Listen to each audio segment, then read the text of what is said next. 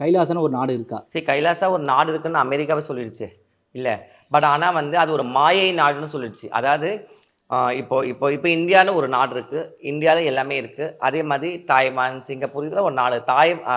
அதே மாதிரி கைலாஸ் சொல்லிட்டு ஒரு நாடே இல்லை, ஒரு இமேஜினரி. அதாவது இவங்க வந்து மாயை வலை இவங்களே நினச்சி மக்களை வந்து உலகத்தை வந்து ஏமாத்துறதுக்காக இந்த ஒரு போர் போட்டிருக்காங்கன்னு சொல்லிட்டு அமெரிக்கா வந்து ரொம்ப திட்டவட்டமாக சொல்லிடுச்சு.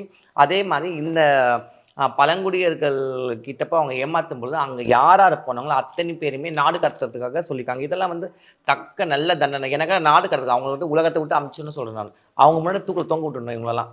அப்போ தான் இந்த மாதிரி பனிஷ்மெண்ட் இருந்தால் தான் மற்றவங்க யாருமே இது மாதிரி பண்ணுறதுக்கு பயப்படுவாங்க.